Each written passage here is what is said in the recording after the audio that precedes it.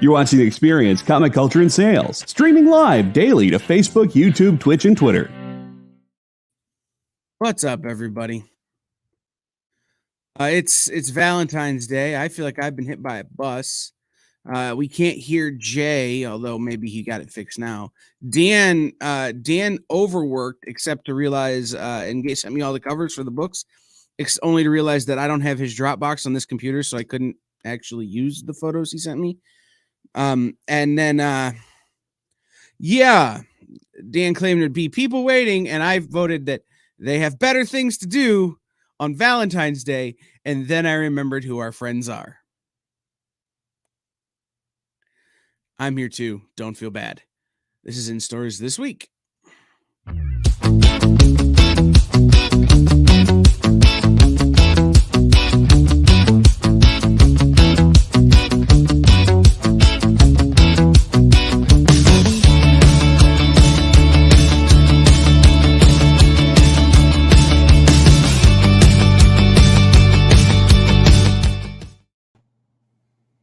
Jay, say words. Any words. Nothing. All right, Jay, you need to get some paper and a pen.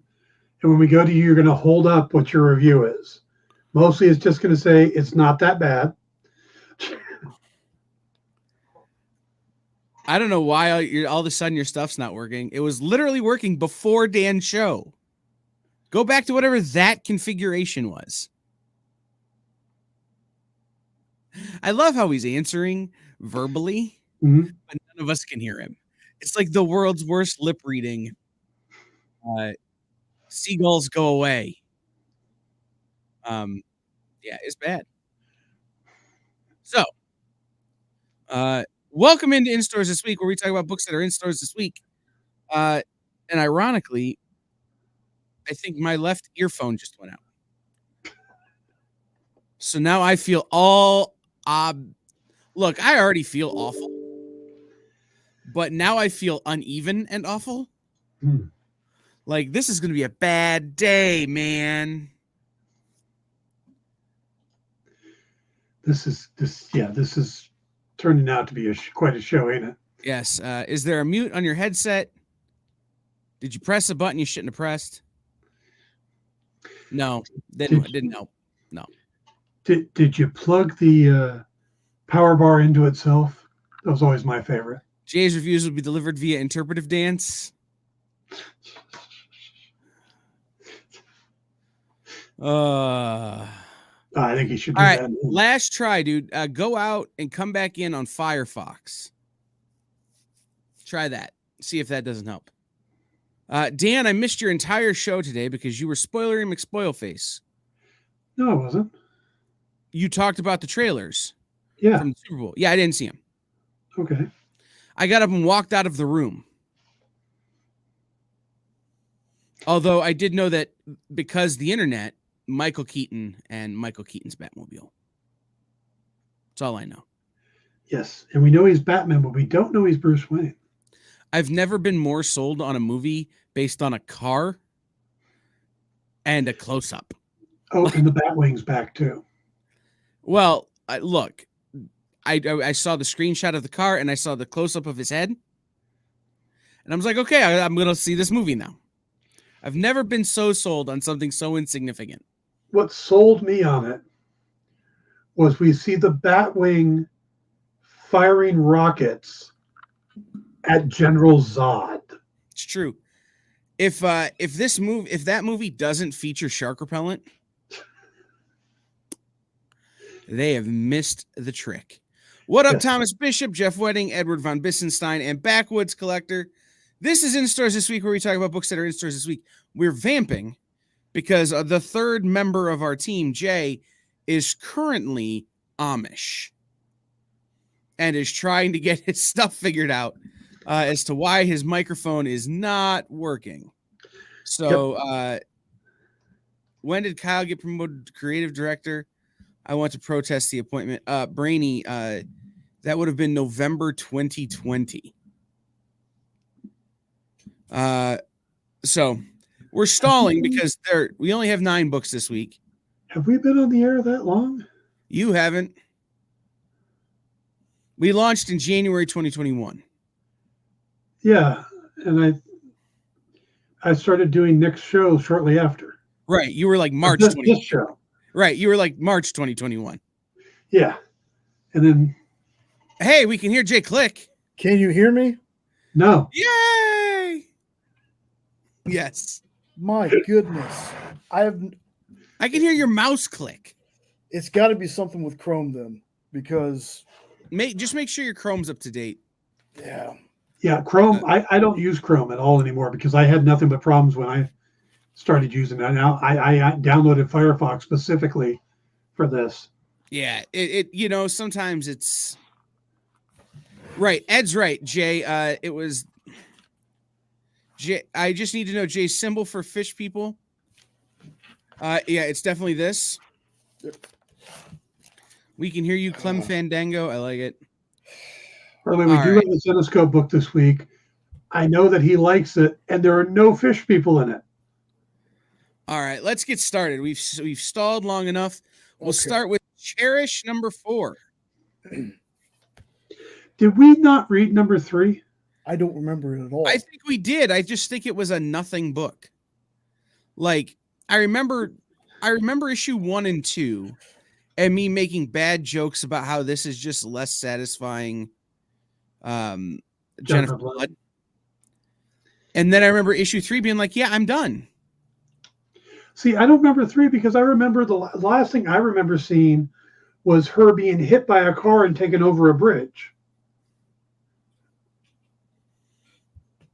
And that's not where this picks up. I remember that, but no, I remember where they found out who the second girl was, which was in issue 3. I remember that. Was there a week you weren't here, Dan? No, I've been the one consistent. It's fair. One constant. It's fair. Yeah, no, I know we read issue 3 because I remember there was a big plot point that was unlocked that even though, and this is my line after issue 3, and I'm going to continue it. This is a book I would rather read as a trade than as single issues. Even from skimming this issue, it felt like it would be better if it was almost binged rather than strung out. And, that's kind of how I felt about issue 3. Sean says, y'all have the opposite reaction to how they feel about the series on Comics Collectibles. Well, okay. We don't have Nick sitting there holding his overcooked pizza at us. Hey, he's in the comments and he knows how I feel about the way he orders pizza. So this is a good series. I like it. I think Katana Collins is doing a good job writing it. And she comes in from, writing prose and stuff. The art's good. And Gabriel Gaetano, yeah. And I love the covers they get on it. They got Brett Booth to do regular covers, and I think Ben Templesmith comes in. Ben's an old buddy of mine, so I love seeing his work pop up. The series is fun, and it's your classic revenge story. It does have a Jennifer Blood feel to it. I will give you that. But kind of a Jennifer Blood meets a high-tech spy thing. And I'm kind of curious where it's going to go at the end. We do get the big reveal at the end of the episode, which is surprising. So I'm sticking around for number 5. I want to see what happens. Well, Sean, I like it too. I do not remember reading the 3rd issue. Yeah. I don't. I remember issue 2, and that was it. But for me, the cliches and tropes in this book kind of make it easy to remember the other 2 issues we read. Because while I like this book, it just feels like we've read this story quite a few times before. We get the flashback to training, the falling in love with one of your targets, lying about going on a mission alone. It's just rinse and repeat. I like this character, but I feel like her story is getting kind of too generic. It feels like you could take Jennifer Blood and put her right in this story and she'd fit right in.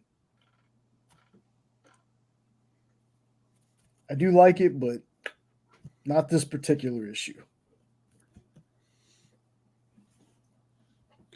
Red Sonja, Hell Sonja, number 3. That's a nice cover. Yeah. This was an odd one to me.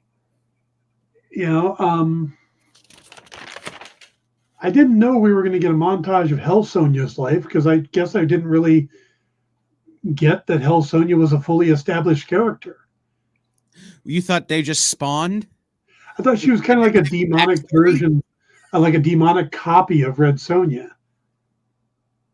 Though I do have a major question about the cover, which is there's metal bars going over each one, and where she's sitting, there should be a spike. Yeah.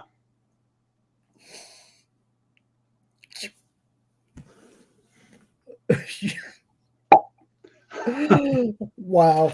Okay. just Nick, are you still here? Can we call an editor and find out the answer to the where is the spike question? Real quick, and I'm going to tell everybody, I am not feeling very well today, as you could tell by my voice and my general energy. I skimmed most of these books. This is one of only 3 books that I actually read. And the only reason I read it is because of what Joseph Michael Linsner did with that cover. Like, I would have much rather gone back to bed instead of having read the books I read. But this cover was like, oh, you need to read this to me. It was pretty interesting. Like I said, I didn't expect to get a whole background on her character. And it's a little trippy, too, because I'm not sure. At one point, she's talking to herself. And you know what this felt like to me, Dan, in a big way? That episode of a show or that part of a movie where you get the origin and backstory of a character that you didn't expect to get an origin or a backstory for. Mm-hmm. And they're clearly going, hey, this person is way more interesting than we're currently writing them. We just want you to know that. We'll come back to it. We promise. Yeah. She's just not here for looks and to sit on a fence post. Right. She's got a backstory. Right. More than just a backside. That's where the joke I was going to go with. But no, it one of the pieces of news today is they announced the release date of the next Ted Lasso season. But it got me thinking about the first 2 seasons of Ted Lasso. It's the episodes of Ted Lasso where you find out about Nate's parents' favorite restaurant, or where you find out about what Coach Beard does on his night off. Right? They're characters that they're like, clearly there's more to this character. We promise to give you more character development later, but just know, like, there's all this happening. And I really enjoyed this issue for that reason. Yeah. No, I thought it was a good issue. And I do like the cover. Just we call it a questionable landscaping cover. So just getting their point across. So I don't have a ton to say about this one. It did also feel like a TV episode to me, kind of like from back in the day when you would have the episode where a character would be stuck in like a nightmare loop. And it isn't until like the last 10, 15 minutes of the show, somebody would rescue them. This one was okay. I personally didn't find this as good as the first 2 issues. I liked it, but I think the issue before this was a little better. That's all I got. All right. So this is Cinderella Fairy World Massacre. And I'm going to tell you guys my review of this book right off top. At the top of the cover, it says 72 pages of content. Those are all the words I read. There's such thing as too long to not be a trade. You're closer to a trade length at 72 pages than you are to a comic book. Stop. Yeah, I'm with you on that one. I started reading it and I got maybe halfway through, and I'd read everything else already, and my show was coming up, and I just started skimming it until I got to the end when she gets back to where she's going. You know, and I'm still trying to figure out what the dog had in his mouth. Was that a cupcake? Oh, geez, I don't even remember. A cupcake or a ball or something vaguely dog this related. is Zenescope really, really, really wishing they had Harley Quinn. It's what the character is. It's like, let's make Harley Quinn, but a little bit more, like a little more Joker-ish. You know, let's turn up the Joker side of her even higher. And that's what you get. You get basically Alice in, you know, just Cindy in Crazy Land. You know, the Fey realm or whatever you want to call it. And it is a strange one. And they make this whole big scene about how, well, you can't eat anything here or you won't be able to leave. And they say that so many times. And through all of it, she's eating the heads of live mushroom people. I have a question. Yeah. If you eat something in a realm and that binds you to that realm, but then you poop it out, are you still bound to that realm? Kyle asking the tough questions here. Well, you absorb the nutrients, so. Not if you're eating mushroom people's heads. There aren't that many nutrients. You're mainly just tripping out, man. It's like, yeah, but it didn't. The point is that it didn't become an issue at the end. So clearly, if you poop it out, it's not a problem. Got it. Obviously, yeah. Okay. I skimmed this one too because, again, with everything we got to read, 72 pages is a bit much. But I will go back and finish this one. I don't know what it is about Cindy, but she's one of my favorite characters. Maybe it's because, and I see the Harley Quinn thing, but I feel like she's kind of the Deadpool of this Cinescope universe. Just sheer violence and craziness alone. I think she's even crazier than Harley Quinn. I enjoyed the story. I liked the art. I thought the creatures were cool. I like the fact that they are in a certain place, but a certain character is never shown. I like that. I thought that was smart. Shay, I think you're being a little too obtuse. A little too vague? Okay. You're trying not to be spoilery, but like they went to a thing and there was a guy, but you never saw the guy. They're in Neverland. Okay. They're in Neverland. And Captain Peter Hook's never not shows there? up. None of them. Okay. Okay, there you go. But and whoever wrote this obviously loved 70s TV shows because Dave Franchini. Mm-hmm. Yeah, because some of the hallucinations in this, they were both, or most of them were from 70s TV shows. Which is funny because Dave isn't that old. Well, I'm not that old either, but I love Happy Days and Hey, things we grew like up on that. TV land, man. Yeah. It's very sad because very rarely anymore do I praise Zenescope books, but I really like this one. I really like Cindy. So to address John's question, Zenescope does decent. They make most of their money from what I've seen in my experience with them through the multiple covers. Mm-hmm. So they're kind of a collector niche. You know, they put out a book with a single cover, they're probably going to do 4,000 or 5,000 copies. When they put out all these different covers, that's when the numbers start going up because there are people out there who will collect all the Zenescope covers. That's a good idea, backwoods collector. Don't get in trouble. Yeah, I just had all of my evening meetings canceled because someone has a date. Do not get it. It is Valentine's Day. Don't get in trouble for being here with us. I will say this, John, and this is an answer as a retailer. when I had my store, Zenescope books sold a little bit better than Dynamite, but that was before Dynamite started doing quite as many of the different covers as they're doing now. I would guess in a current setting, it's probably a little bit the other way.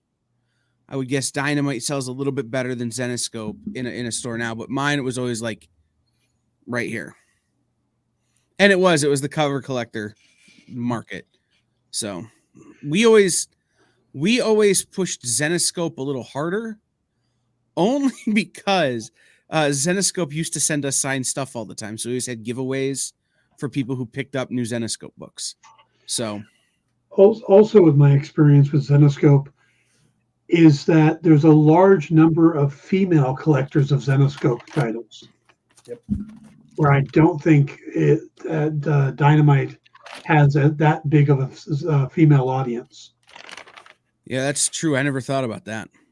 Yeah, because when I was I'd sell, I'd take copies of Grimm that I wrote to conventions, and they would sell out like that, and every time it was female patrons or female con goers. They'd walk up and it's like, oh, I don't have this one, I need that one, and they were filling out their collections.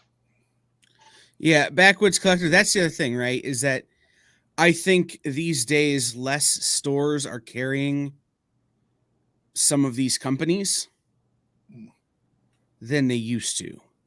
Just because when you have 30 Marvel and DC titles, there's less room in the budget for as much of the other stuff. So a lot of times it's subscription only, pre-order only, by request. So to get a real answer for John, I think we probably will find out next week at Comics Pro. But that's kind of I think how it probably is. It depends on the store and how they do things. We're Uppenstein. That's what the covers are. Same as with the Dynamite book. You've got your J. Michael Linsner cover is TNA, but the inside is not that, and are often very good stories with very compelling art. So I would just find one you like and jump on it. But again, I would recommend not one that's 72 pages long. Yeah. All right. White Savior number 2. This book is crazy. There's no better way to describe it than that. They break the fourth. They kind of just talk to the readers at points and have little editorial notes in there. Good to see you, Backwoods. Enjoy your evening. It's pretty amazing. The book is interesting because there's not a lot of these out there right now. It reminds me a little bit of when John Byrne was doing She-Hulk, in that, we've got a story going, but at the same time, we're talking to the audience, and then we're going to put some notes in there from the writer. So does the main character know that he's in a comic book? So it is very interesting, and I do like the overall story. A little bit of Trevor Slattery twist in there. So I'm liking what they're doing, but I don't know where they're going. Yeah, definitely. I thought the beginning, where you think it's inner monologue boxes, the fourth wall break with that, I thought that was really good. A lot of the jokes in this, they land with me, but there are a ton of jokes in this book. Just to forewarn folks, we find out two things about the actual White Savior. I think Nathan Guerin is his name. That he is a terrible, evil trash bag of a human being. And two, I'm not going to spoil it for you. They're in Neverland. He's trying to tell you they're in Neverland. There you go. No, this book is funny, and it's not just the main characters. It's people who I think for some it might be a detriment that they're funny. But realize when you get into this book, if you're out there and you're on the fence about getting this, don't take this book seriously at all. Not at all. It's funny, it's irreverent, it's bonkers. It's a bonkers book, and there's a page in here where it's the writer and the artist didn't have any actual words really to put on the page, so it's just showing what they wrote to each other. It was completely random, but it was still funny. I'm still on the fence about Todd, though, the main character that you see on this cover. I'm still on the fence about him. I don't know if I like him just yet. But all in all, I thought this was a great issue. Yeah, I love the concept coming out of issue 1, and I'm going to read issue 2. The idea of a book that takes itself entirely seriously, but isn't serious at all. Yeah. You know, like it recognizes the absurdity of what it is, but still takes itself seriously, is super fun to me in comics, because we don't have, especially on this show, and they are published, don't get me wrong, we don't get them for review, a lot of the books that are super goofy. And to have a book that is super goofy, but is still earnest, is really an interesting concept. Yeah, I think that the big thing here is that this story would work if told straight. It would still be an interesting story. If you took the fourth wall breaking out, the time travel out, or whatever the hell it is, if you just did it straight, it would still be an interesting story. See, I think that's what makes Deadpool successful. Right? If you just took Deadpool and you took out all the cursing and all of the comedy and just played him straight, he'd be Deathstroke. Yeah, but he would still be a passable superhero. Yeah. Deathstroke was a passable superhero. You know, it's right. I think that's what makes these things work, is that they would work straight. It's a very good insight, Dan. Okay. My review of this is Thundercats Forever. This is, first thing, it's like somebody said, what do you mean we don't have a multiverse book for Masters of the Universe? Let's make that happen. We'll just get a bunch of creative people. What? The only way the name for this would have been worse is if they would have called it Master of the Universe Master Base or something. Like, this is a terrible name, Masterverse. Yeah. Sounds a little racist. This is Tim Seeley with a bunch of different artists. He's got Eddie Nunez doing the connecting story.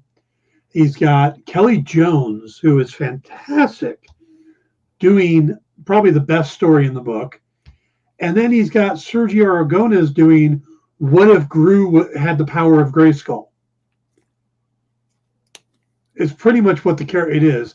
And it's a Gru the Wanderer book, suddenly. It's very strange. And all it is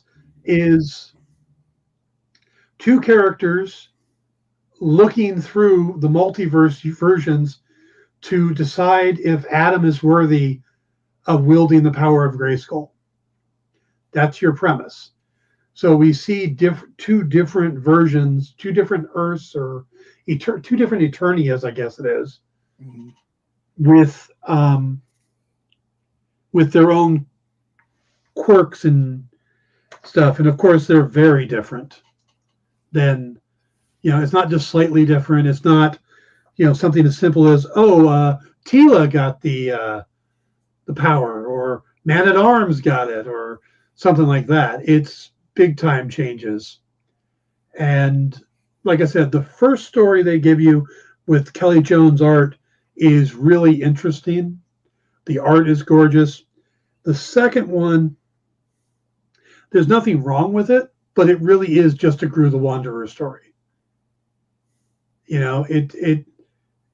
It's what it is. So if you're a Sergio Aragonés fan, this is for you. If my choice is between Adam and Gru, I'm picking Gru. Concur. All right. And to answer John, it is good. It is good. I thought it was good, but if they just would have gone with I know it's supposed to be a multiverse story, but I'm really hoping that the rest of the issues aren't like this, but I have a feeling they will be. The first story that's in here, when Zodak and Tilana, yeah, are talking and looking through, I was super interested with that. Right? But it feels like they took 3 stories and jammed them into one issue, because you have the main story, and then you have the second story where it's not an evil He-Man, but he looks evil once he transforms. And then something happens with Castle Grayskull every time he transforms. I thought that one was kind of weird. Yeah, it's Guillermo del Toro does Masters of the Universe is the first one, and the second one is more Taika Waititi. See, I was thinking if John Kay did it. Okay. If Masters of the Universe met Ren and Stimpy. I think what it is here is that Tim Seeley was given this book and had the opportunity to work with some of his favorite artists. So he got Kelly Jones and he wrote a story for Kelly Jones's strengths. And then he, when he found out it was Sergio Aragonés, he wrote to Sergio Aragonés' strengths. And I can understand doing that. I'm just bummed there's not a Sergio Aragonés, Prince Adam on the cover. True, but that story too, I thought that was really good. Like, I know it was weird seeing He-Man like that, but I thought that story was funny. And Orko's in the book. It's been so long since I've seen Orko, because I don't think they put Orko in the Netflix series, or if they did, they changed him so much you couldn't tell. But I mean, this is like classic Orko is in this one. I'm interested to see where this one goes. Like I said, I'm kind of hoping they don't do the 3 stories in every issue. I'm kind of hoping maybe the first part of this one becomes like the main thing, but again, it's a multiverse story, so probably not. Well, I think the first one's just a framing story, so there'll probably be less of that. And we're going to get to, I would like it if they just did one also and give it the full or the rest of the book. But it's like I would love to have seen more of the Kelly Jones one or more of the Aragonés one. Just, spread them out a little more and give them more time to breathe. John, I think the answer to that question is more complicated than just DC lost the license. Dark Horse has it now. But I don't know exactly how that all went down, but I think they both can still use them. But you'd have to, we'd have to look it up. All right. TMNT 137, which really should have been on the list after Armageddon game number 5. I'm just going to throw that out there. Yeah, I know both Jay and I read them in this order and not the proper order. So you didn't read Armageddon game 5 first? No. Okay, so you guys aren't looking at the checklist in the back of the books? Nope. Okay. Nope. Didn't know there was one. Giant long checklist. We should talk about Armageddon Game 5 first. So, okay. So let's do that. I'm going to say this. Giant long checklist is a problem. Because we're finally getting there. Stuff's finally happening. Too little, too late. Yeah. But the problem is this isn't the book where the things finally start happening. Right. This is more of setup, spending time, everybody's separated. And the good vibes I got off of the 137 were tempered by this one. Yeah. Where if I read this one first, I don't know if I even would have read 137. See, I kind of had not exactly the opposite feeling, but for me, this was definitely the best issue out of them. I mean, even reading them out of order, uh, I don't know, man. It's this one. I think it's because they kill off two characters. One of them is a main character, and the other one is a side character that I know mainly from the cartoons. Uh,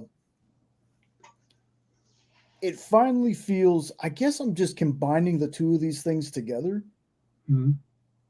but it finally feels like it's starting to ramp up. Oh, I agree with you. 137 definitely ramps up. But to me, it's just I'm gonna have to get a collected edition of this because the reading order really messes with me, even if there's a checklist in the back. But it shouldn't have taken 5 issues and 3 side stories that have multiple issues on their own to get somewhere. I just feel like with all this buildup, I don't think the payoff is going to be enough. Don't worry, there's like 97 more issues in this thing. It's going to be fine. I think rereading it again and following the checklist is going to be very important. No, this is not something I would reread. I understand. I'm not suggesting that you will, but I think for the people who care, if more of the titles were like 137,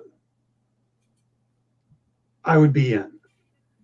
That felt like they got the turtles back together, and I didn't even realize till later by reading them out of order that it wasn't all 4 turtles. It was 3 turtles and the female turtle. Because the yellow is the female turtle, right? Yes. So Donatello wasn't there. But this book is very confusing to me in a lot of ways because there are so many characters that look similar that it's hard for me to keep track of because I'm not a big turtle fan. I haven't been reading 137 issues of this. But this issue was good to me. It was fast paced. There was a lot of action. Things was happening. And that's exactly what's been missing from every other thing other than the Casey Jones side story so far in this Armageddon thing. If that had been Jar Jar, I think it would have made the book better. He's a kick turtle butt. Oh, yeah. Oh, so again, read these out of order, but I was just like, holy crap, some action. I really dug this one. I wasn't bored. I wasn't lost. It was like, here's a few pages explaining what happened in the issue before, and then here's the battle. And people are starting to meet up again. And then my last note on here was really hoping the Armageddon game gets an issue like this as well.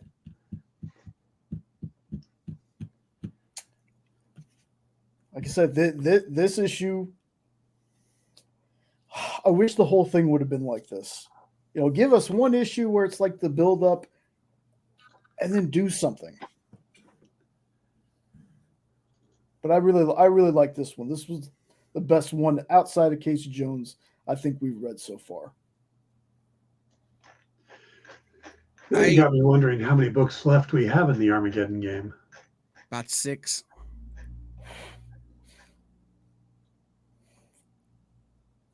Here's my take on this, and this is, again, I skim these books, but I've been keying up for this for a while.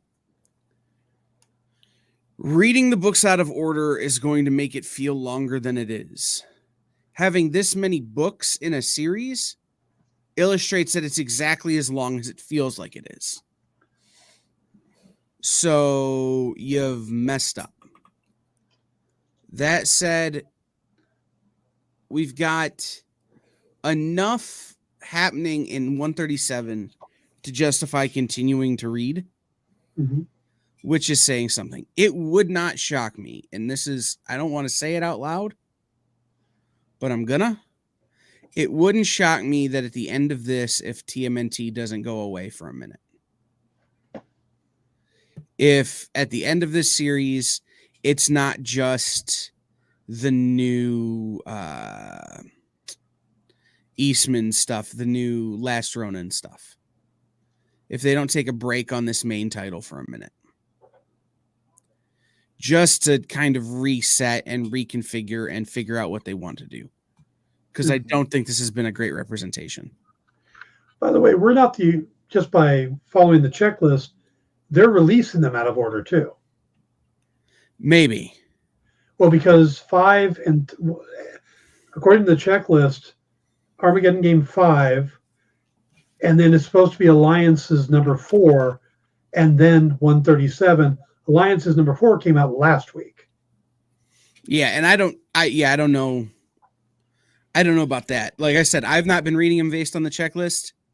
I'm gonna have to go back through and reread them that way. So, all right, let's get on to Mosley number 2.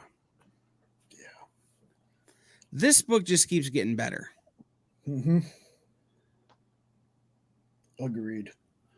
Oh yeah, I thought this was a great issue. I really loved him working with that hammer too. That is badass looking weapon. Sometimes you're wondering why they made Mjolnir so small in Thor.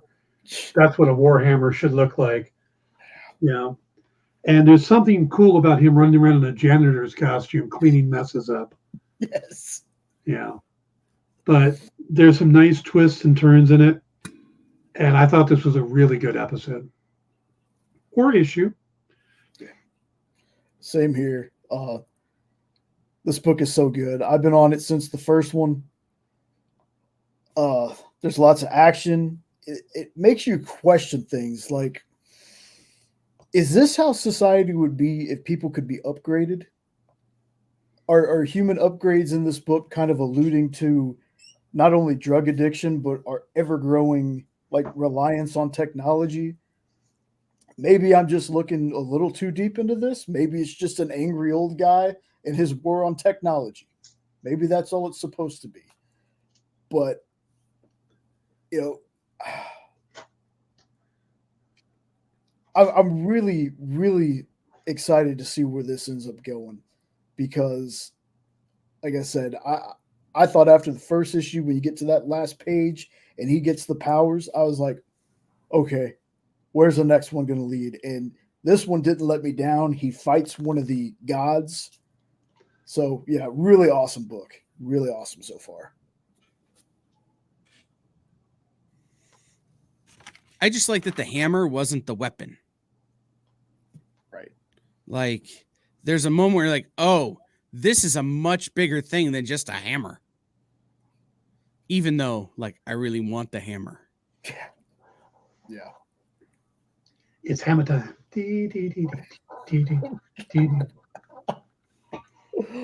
Oh, damn. It's amazing. Yeah, I would keep picking this one up. This one is super fun. Yeah. Also, this boom book, and it's got a short title. Mm-hmm. Yep. By the way, there's a type of nurse in this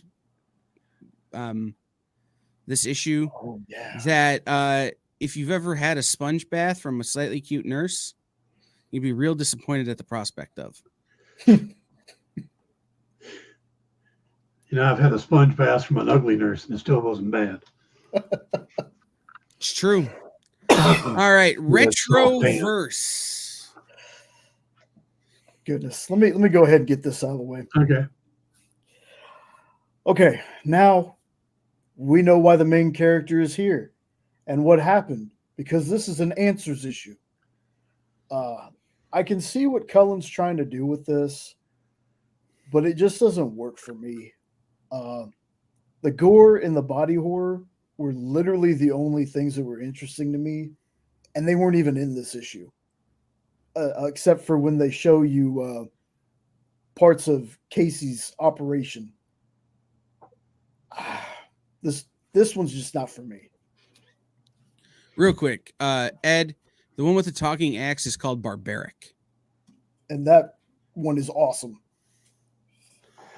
I gotta say that it not having the gore and the body horror made me like this episode a little more, issue a little more, and it finally feels like Colin is getting somewhere with this story, and we're kind of seeing what's happening, and I was starting to come around on it a little bit. I'm still not a huge fan of the artwork in it, and it does still have kind of not a very pleasant. This feels like a sci-fi book that is being forced to be a horror sci-fi.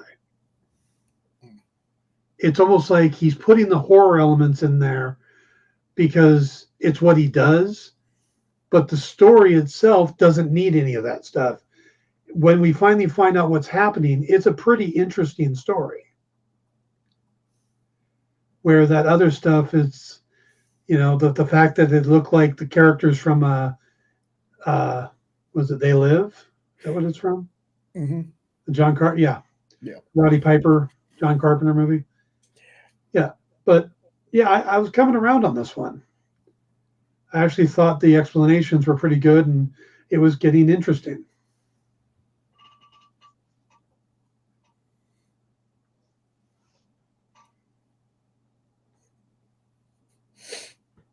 Sorry, my brain just played that Windows resetting sound. Yeah, so Dan and I will be on the air tomorrow talking about the last 3 episodes of The Legend of Vox Machina, at least for this season. And then Dan will be back on Thursday talking about... Oh, The Bad Batch. They did a 2-part episode that was fantastic. I mean, literally, just whether you watch animated series or not, you should watch episodes 7 and 8 of The Bad Batch if you're a Star Wars fan. It covers something from between Clone Wars, the prequels and the sequels, that explains how we go from clones to stormtroopers. And it's pretty interesting. Yeah, see, Thomas agrees with me. The last 2 episodes were incredible. They were the best Bad Batch episodes yet. And they had a couple really good ones this season.